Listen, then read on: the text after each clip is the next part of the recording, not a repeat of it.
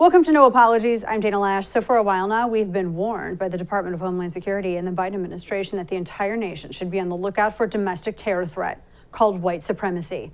It's why we were told the Capitol was wrapped in 8-foot-high fences after the election. Remember, that wasn't a spontaneous riot, according to the official narrative. That riot was coordinated by white supremacist terrorists in a coup. And that's why 25,000 National Guard were required and sent to D.C. because the threat was so grave, the Republic itself nearly fell. AOC is still emotionally scarred, and she wasn't even in the building or on the same block. That's how bad it was. So every day, all across this great land, Americans wake up in fear of these white supremacists that are everywhere and nowhere. They could be your neighbor with the American flag hanging off their porch. They could be that person sitting next to you in church who believes in the Constitution. In fact, it could be your pastor who believes in outdated things like the Bible. We must be vigilant. And now, the last time that the Democrats talked about white supremacy was when they were busy practicing it themselves, inventing things like the KKK and Jim Crow laws in the South. You'd think that they wouldn't want to bring up their party's past, but these days, white supremacy is all they talk about. Systemic racism, whiteness, white supremacy, and domestic terrorism. So why would Democrats talk like this ad nauseum? Where was all of this like the last 20 years, especially when for 8 years we had our first black president? Why now is this the Democrat Party's obsession? It's because they need an argument to radically transform America. After all, you don't radically transform nations that are good. So Democrats, they're busy talking up how evil we are as a nation. They don't really believe it, but the talking point is useful. So Democrats are exaggerating this domestic terror threat from white supremacists every chance that they get. So in any case, they've been waiting eagerly for more information on, well, we all have actually, on who exactly these white supremacist domestic terrorists are. Well, good news, because we just received greater clarity. They're parents. That's right, we've met the enemy. And the enemy is parents. I sound like a teenager from the 90s, or really any time. We know this because the National School Board Association has written to President Biden and asked federal agencies to investigate parents who pose a potential domestic terror threat. So here's a bit from the letter written on September 29th from the NSBA. They write, quote, coupled with attacks against school board members and educators for approving policies for masks to protect the health and safety of students and school employees, many public school officials are also facing physical threats because of propaganda purporting the false inclusion of critical race theory within classroom instruction and curricula, end quote. I fell asleep halfway through their statement. So according to this letter, the enemy is so dastardly and so evil, the federal government needs to get involved with these parents. So I need to describe who these white supremacist domestic terrorists called parents are and see what they're up to. See, they're parents. So that way you too can also be on the lookout for parents. One of the telltale signs that you're dealing with a domestic terrorist called a parent is that they believe in free speech and their right to stand up for their kids at school board meetings. So for example, here's a white supremacist parent father telling his school board that he believes critical race theory creates racial division and tells all black children that all white kids have it better. Watch. When you talk about critical race theory, which is pretty much going to be teaching kids how to hate each other, how to dislike each other, that's pretty much what it's going to, I don't care what you say, it's pretty much what it's going to all come down to. You're going to deliberately teach kids, this white kid right here got it better than you because he white? You're going to purposely tell a white kid, oh, the black people are all down and suppressed. How do I have 2 medical degrees if I'm sitting here oppressed? How did I get, first of all, remember we had him on the program. And here's another suspected white supremacist domestic terrorist, a parent, this one of a Muslim child. Now this enemy of the state is named Tatiana Ibrahim. And here she is confronting her school board in New York. Watch. Stop indoctrinating our children. Stop teaching our children to hate the police. Stop teaching our children that if they don't agree with the LGBT community, that they're homophobic. I have no problem having a peaceful discussion. This is not a peaceful discussion. No, that's your opinion. See, here we go again. This is peaceful. To me, this is peaceful. Well, I'm not burning, looting, and murdering. This is peaceful. Now, I know that these don't look like white supremacist domestic terrorists. They just look like what they call parents, sick of their kids being indoctrinated by the public school system. It's confusing because these domestic terrorists called parents, like Tatiana, they're not burning and looting and pulling down statues and murdering people or threatening the police, but they are doing something far more frightening to the left. They're asking questions, and in many cases, criticizing their school boards. Here's another domestic terrorist parent asking why school boards would allow pornographic books like this one, ooh, beware, like this one, to be assigned to kids. Kids are, earmuff it, watch. On page 19, not that it really matters in 4th grade, at a church youth group meeting out in the bushes, I touched Doug Goebel's and he touched mine.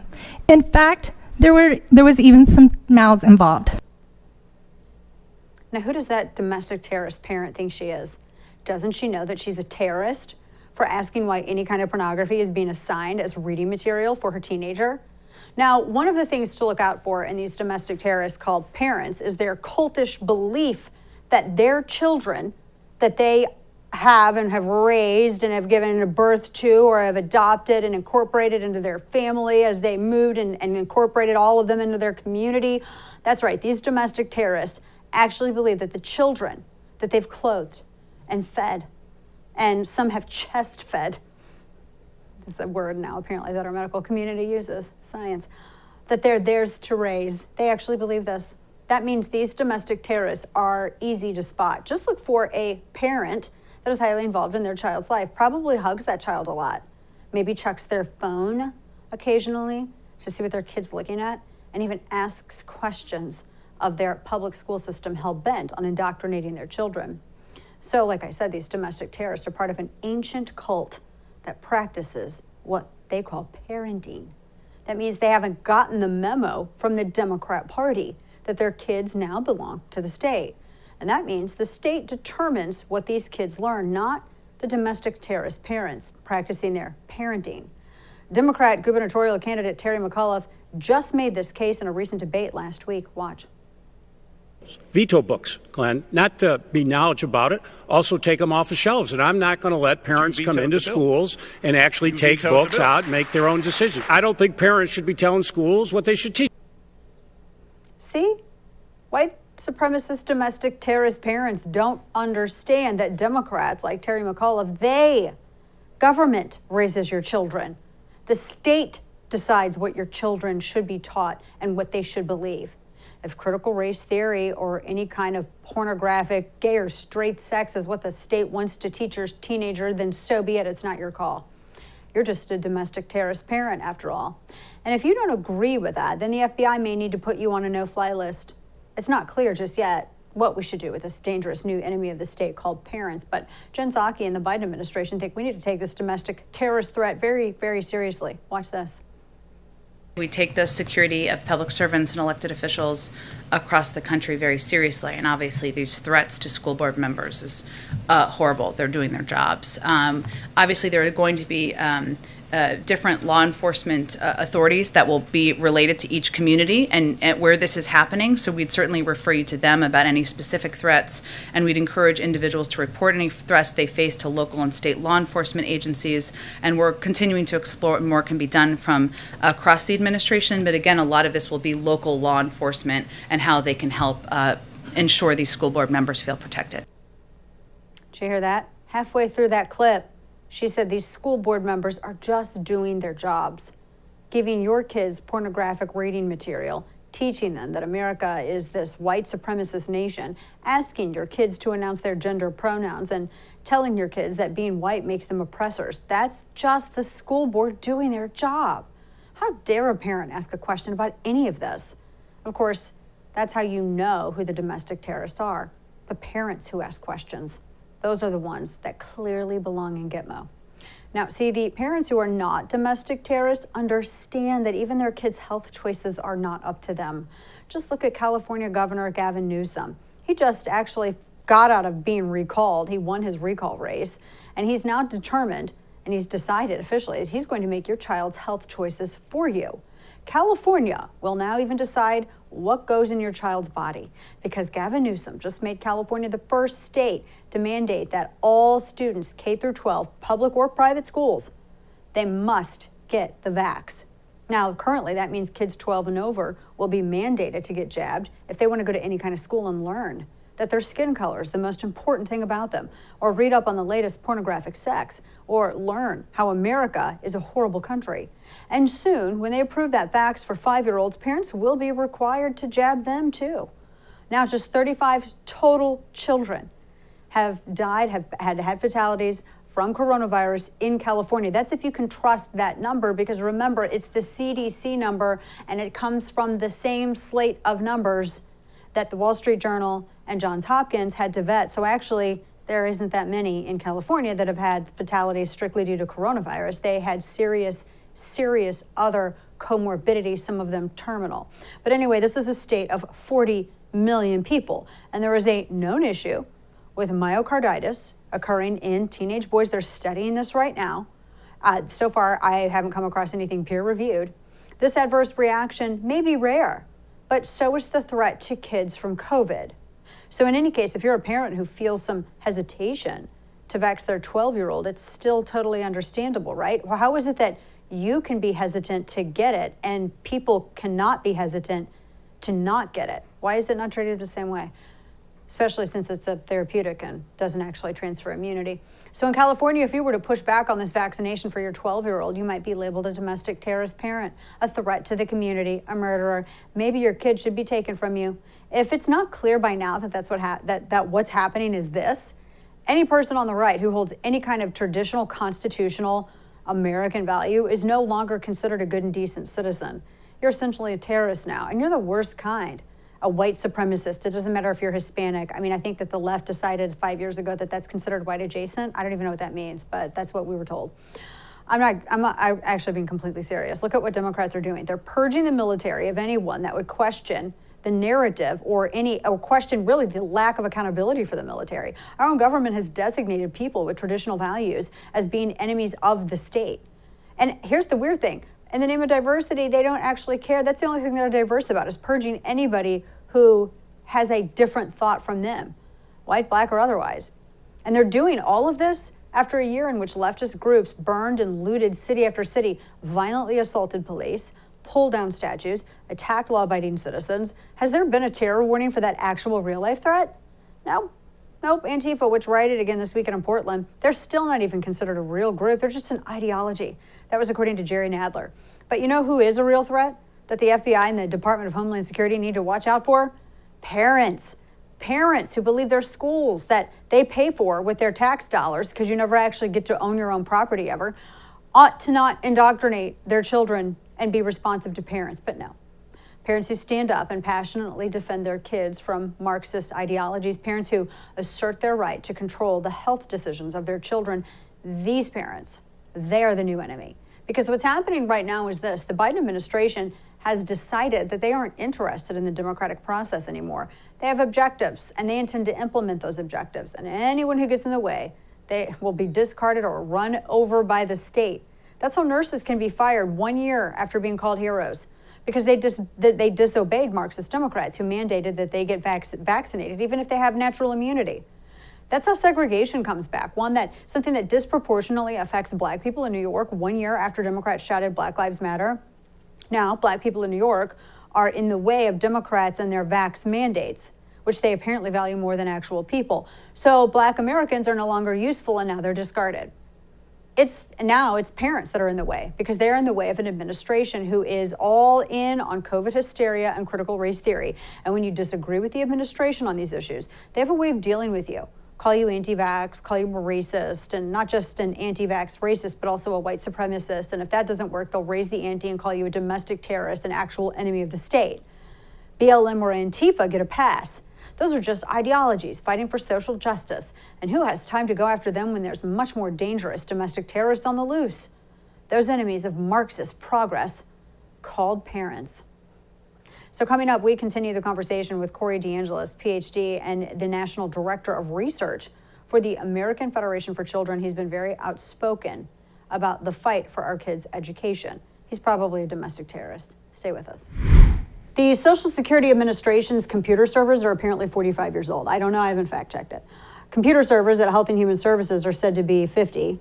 I don't know. Maybe that's how cyber criminals hacked U.S. Census Bureau's computers where a lot of stuff are stored.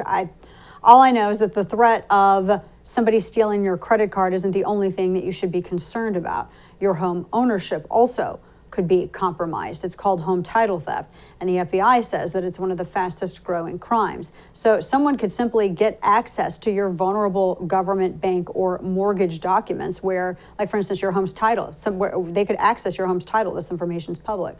And they could force your signature stating that you sold your home. And then they could borrow money they could borrow on your home and leave you in debt. And you wouldn't know until collection notices show up. So you should protect your most valuable asset. Visit HometitleLock.com. Register your address to see if you could potentially be a victim. Use promo code RADIO for 30 free days of protection. That's HometitleLock.com, promo code RADIO.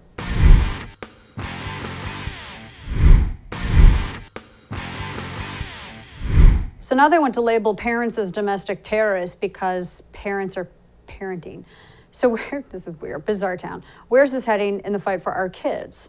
Corey Deangelis has a PhD and he's the National Director of Research for the American Federation for Children. And he's been on the front lines of this fight for quite a long time now. I've shared a lot of his stuff. He joins me now to discuss. Corey, thank you so much for joining me. This is insane to me. This came in, I think, Thursday or Friday of last week. And you have the National School Boards Association saying, urging the administration to look into these parents that we've seen in videos from across the country where they're speaking up on legitimate issues with very legitimate concerns and objections about the material that is being presented to their students in class. Some of it, I think, is just downright abusive, if not just completely inappropriate. And so the response is the school board, I guess, is looking to get a return on the investment of their campaign dollars. And so they want to bring the federal government down, I guess, on parents and look at them as domestic terrorists. I haven't seen, Corey, correct me if I'm wrong here, I haven't seen at any point where parents have acted in any way that would classify them as such. What about you? Yeah, this is absolutely bonkers. Crazy towns, as you said, I also like to call clown world. This is just clown world. Look, one of the main arguments for public schooling or government schooling for a long time has been that there's this form of democratic accountability through the democratically elected school boards. And now that families are finally figuring out that the school system isn't really working for them, they're going and fighting back at the school board meetings. And then once there's a little bit of pushback, those in charge are now saying that they're trying to use the strong arm of the government to silence these parents and to label them as domestic terrorists. This is absolutely bonkers. It just goes to show you that these forms of top-down accountability aren't real accountability. The only true form of accountability is bottom-up accountability, allowing families to vote with their feet. We should be pushing and channeling this anger towards school choice policies, allowing the funding to follow the child to wherever they're getting an education. Then and only then will these schools have true incentives to cater to the needs of families as opposed to the other way around. It's time to put parents in the driver's seat. I think that's a really good point that you make about school choice, because I sometimes feel in the justified anger and in the objections to this, that point is sort of lost. Like, we could really be having an impact on an issue that has a huge amount of common ground, as I understand it, from a lot of people who vote Democrat. They would like to have that opportunity to send their kids wherever they would like to go instead of being just tied to one particular school. Do you feel like that we hit that enough in this discussion on parents versus school boards with CRT? I feel like we need to bring up school choice as much as we talk about the other stuff. Yeah, because the Democrats don't want to talk about school choice. You look at the Virginia governor's race, McAuliffe doesn't really bring up education all that often. The one time he did bring it up during the debate, it kind of backfired on him because he prioritized protecting the system and the employees and the adults in the system instead of making it about the kids and the parents. And that was a problem for him. And if you look at 2016, when McAuliffe was a governor in Virginia before, he actually vetoed 3 school choice bills, but he sent his own kids to private schools. So we're labeling him as a school choice hypocrite because, look, he had educational freedom for his own family, and that's great. Every single family should try to find the best educational alternative for their children, but you shouldn't fight against other families from having those alternatives and opportunities, especially when forcing people into a one-size-fits-all system disproportionately has a burden on the least advantaged parents that can't afford to pay for private school tuition and fees. Virginia already spends about $14,000 or more per child per year. Why not allow that money to follow the child? That amount is what, in many instances, that's more than what parents pay for private school tuition. Yeah, nationwide, the average private school tuition and fees is only about $11,000 or $12,000, and nationwide we spend about $15,000 or $16,000 per kid per year, and that doesn't even count the stimulus bailouts from Congress over the past year, which is about $3,000 or $4,000 more per child in the 2021 school year because of all this the COVID relief funding that isn't actually being used for safely reopening schools. I think if you were to ask a lot of parents, which I know you have, but if they felt as though they were getting for the cost, for the investment of their dollars, a private school type of education for their children, since they're paying more than what they would pay in a private school, I would think a lot of them would say no, because there are so many parents in a lot of these public schools that have had to hire tutors, especially in districts that are very, very focused on CRT. What have you heard just from parents across the country, from where you are and what you do? What have you heard from folks on that? Yeah, parents are fired up about school choice, right, in the past 18 months. The way that I put it is that COVID didn't break the public school system. It was already broken. And the past year has simply shined a spotlight on the main problem with K-12 education, which happens to be this massive power imbalance between the union monopoly and the individual families. So the latest Real Clear Opinion Research polling on this found a nationwide increase in support for funding students instead of systems by 10 percentage points, with 74% of Americans now supporting school choice. And the biggest jumps in support were among families that had their kids in the public school system, and Democrats as well are now overwhelmingly supportive of having the funding follow the child. Yeah, that's huge. That's such a significant common ground. And you mentioned Terry McAuliffe as well when he said that parents don't have a right to tell the schools and school boards what their kids can or can't learn. The last I checked, it was the parents that had those kids and are paying the taxes that employ all of those people. So what gives? Yeah, I mean, they're paying for it. It's their kids. It's not the government's kids. And the reality is parents generally know more and care more about their children's educational outcomes than bureaucrats sitting in offices hundreds of miles away. We're already spending the money. We might as well have the education funding follow the student. After all, education dollars are meant for educating children, not for propping up and protecting a particular institution. Exactly, or donations to different campaigns. Going back to the whole looking at parents as, maybe like domestic threats or something like this, or the way that the National School Board Association was suggesting this to the administration. Do you really think that the administration would ever act and regard and with that treat parents who are objecting at these school boards in a very peaceful manner, I might add? Do you think that they would actually take action on this?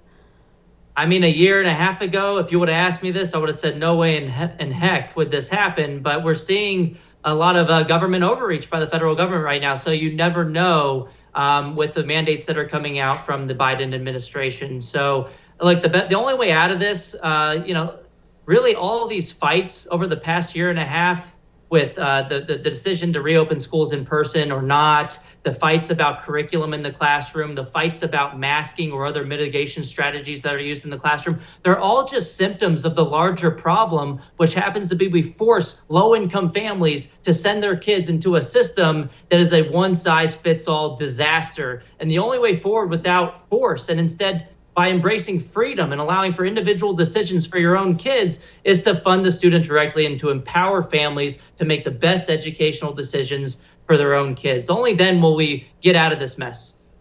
Yeah, Corey, last question for you. There's a lot of objections from parents about having their younger kids who are considered to be the most harmless when it comes to transmitting coronavirus, just because of anatomy and physiology and receptors and the respiratory systems, the whole 9 yards. So the new order, though, from Gavin Newsom is mandating that all kids, regardless of public or private school, receive the vaccine. Natural immunity is irrelevant. I know that they have restrictions on homeschooling as well. So do you think that there's going to be an exodus in that state, or what do you anticipate happening with that? Yeah, I mean, look, there's already been a public school exodus nationwide, in particular in California. In Los Angeles public schools, they lost 6% of their school-age population already before this mandate went into effect. So I hear that there's homeschooling websites actually crashing in recent days because of all the inquiries that families are having. And look, this order by Gavin Newsom, that should be up to the individual families. It's another one-size-fits-all problem. And then at the same time, it seems like it's government overreach for the federal government to tell private educational institutions that they have to do this. I see this, it's probably going to be challenged in the courts going forward, but it's another argument as to why we need choice so that we're not forcing one-size-fits-all mandates onto other people's kids. There we go. Would love to see that. Corey Deangelis, thanks for all you do, for all of your work on behalf of parents and kids. We appreciate it. Thanks. Good to see you. Thanks so much. Mm-hmm. All right, folks, coming up, the Washington Post wrote a hit piece attacking parents in the Independent Women's Forum after one parent wrote a letter pleading to make masking an optional thing for school children, especially young children. Carrie Lucas, who is president of the International Women's Forum, joins us next to discuss. Black Rifle Coffee Company is a veteran-owned coffee company that serves premium coffee to people who love America, and they develop their explosive roast profiles with the same mission focus that they learned while serving our nation. So every purchase you make, Black Rifle Coffee gives back. In 2020, they donated over 6 million cups of coffee to veteran, law enforcement, and first responder causes. Their high-quality coffee beans are imported all the way from Colombia and Brazil, and then carefully roasted at their facilities in Tennessee and Utah. They even have a signature roast called Lava Panther that's directly sourced from a small farm in Guatemala. So although the temperatures are cooling off, don't forget to keep enjoying the great outdoors fueled by Black Rifle Coffee. And the best way to do that is the Black Rifle Coffee Club. And when you join, your chosen brew is roasted, packaged, and shipped free to your door. You'll also get special discounts, gain access to exclusive products, and much more. Purchase at blackriflecoffee.com/DanaTV and use code DanaTV at checkout for 20% off your purchase and your first coffee club order.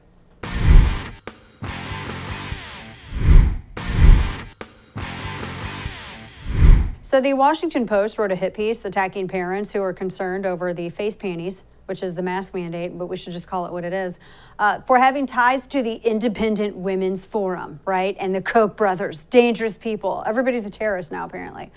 Carrie Lucas is the president of the International Women's Forum. She joins me now to discuss because this is what it was circulated within their group. Carrie, good to see you. I have to read the way that they treated this. The Koch-backed group fuels opposition to school mask mandates, and it's all very serious, and we should be very concerned about this. But they ignore the actual point of the letter, which I think is hysterical, in favor of trying to drum up some outrage over who the people are that are objecting to this. Good to see you. Talk to me about this. Yeah, well, thank you so much, because I do think this is one that it's a really important illustration of media bias and really the way that media is trying to shut parents and shut individuals out of the conversation. That's really the bottom line. They don't think that people like you and me, that we should be expressing our opinions on things like whether our kids should be forced to wear masks, and are really distorting the tone, the conversation, the concerns. They think they know better than us and don't want us to have a voice, and we just refuse to take that. And I know there's a lot of parents out there, there's a lot of Americans out there who are just so tired of being told that they should just defer to their betters and keep their head down and do whatever they're told. We're trying to empower people that you can speak up, you can push back, and you should push back and defend your kids and your beliefs. Yeah, and I would imagine that this is kind of a weird thing for a lot of the very far progressive / Marxist on the left to understand. The Independent Women's Forum, they don't even want to say women anymore. So it would be what, Independent Birthing Person Forum or something of that nature, because there's a lot of moms obviously in this group. And when moms are a part of a group, they discuss. It's one of the things we love to do. When we are all together, we like to talk about this stuff. And so that's kind of how it started, very innocently, with it being shared, and people were, as I understand it, it was a suggestion, like, if this is something that you're having trouble with in your area, this is, handle it this way, reach out, speak to your, your schools, etc. But that's a big no-no, and you're bad for organizing or something. Yeah, it is funny. I think it's worth knowing. So we have, we've got a Independent Women's Forum, has about 25 employees, one of whom is a mom with 2 really little kids. She actually just, she had a 3rd baby, but she's all these little guys who are in this preschool in Denver, and they were requiring that she had to put a mask on her 2-year-old son's face. And I don't know if anybody out there has really little kids, toddlers. Yeah. Have they met a 2-year-old? Have they met a toddler? Gosh. Exactly. Yeah. So so she wrote this really kind. She wrote it with, she wasn't mean, she wasn't attacking, she was sympathetic to the challenges they face, and she explained why she thought that they weren't taking into account the full story. Because as parents, we all know that, we don't want our kids to get sick, sure. We also want our kids to be mentally healthy. We want them to learn how to speak and how to read each other's faces and to have that emotional IQ. We care about their mental health as well as their physical health. So she writes this very kind letter. She shared it with some of us on our staff, and we say, hey, this is a really important resources for other people to have. So we share it on Independent Women's Network, where we have a lot of tools for parents and for individuals, Americans who want to get involved and push back on the local level. So we put this up there, and then the Washington Post calls us as if it's a tremendous scoop that we have this, this guidance for parents that we're trying to push back against mask mandates. And it was really unbelievable, the kind of just how how almost like hysterical their description was, as if we were presenting some huge threat to them, in that we were encouraging people to question school administrators. It was really, I think it's revealing, because I do think that they worry a lot, because they know that individuals, people like us, empowered women, empowered men who are out there and willing to stand up, we can make a difference, and we should. Yeah, absolutely. Well, I'm glad that you all are doing what you're doing. I love how in the headline it said leaked. I mean, you put it out on a network. It's not like it's leaked at all. I mean, these words have meanings. This is is so silly. Well, I'm glad that you're doing what you're doing. Carrie Lucas with the Independent Women's Forum. It's always so good to see you. And just keep it up and let the hit pieces come, because I feel like they still will. Exactly. There you go. Thanks so much for having me on. Of course. Good to see you. All right, folks, move over. Lucky Charms and Fruit Loops. There's a new cereal on the scene, and it's called Proud Puffs. I know. I'm really disappointed in the slogan, because I feel like there were missed opportunities. We're going to tell you all about it next. Keep it here.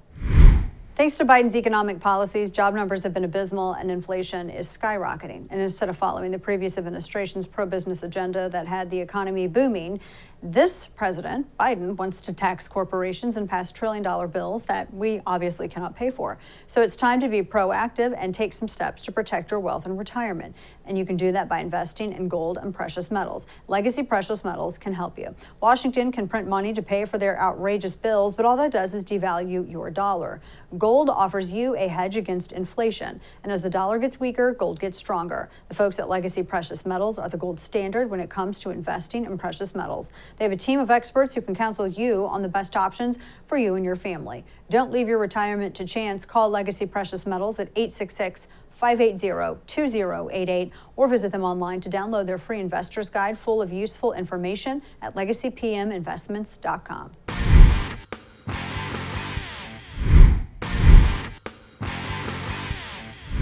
Well, a young American named Nick King has a dream to create what might be the only Black-owned cereal, which I never actually thought about quantifying, but I love capitalism, so I'm all for it.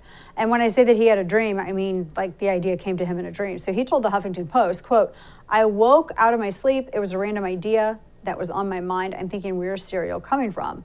Starting a cereal company is a super bizarre idea to think about at 3 a.m., but as a man of faith, I always believe if you get a random idea, God gives you an idea and you look into it," end quote. So Nick King's idea, Proud Puffs, a chocolate-flavored vegan cereal that is formed in the shape of a black fist. Now, first off, I'm going to say I love that Nick King is pursuing his dream. I love capitalism. I love entrepreneurs, so well done. That's awesome. Most people never get as far as he has already. And I love that he started his own business. I love to see more entrepreneurs discovering that there exists opportunity. It's right there for the taking. Get a good idea, hustle, and in America, you could become the next cereal magnate. Now, Nick says this is about his vegan puffs that are shaped like little black fists. He says, quote, "I wanted to design a box that looks like us and kids can see themselves on. They can see their family on it. They can be inspired. They can be uplifted by it. It's also healthy for them, but it's also owned by us," he said. So it gives the opportunity to take that money and that we do raise and invest that money back inside of our community, end quote.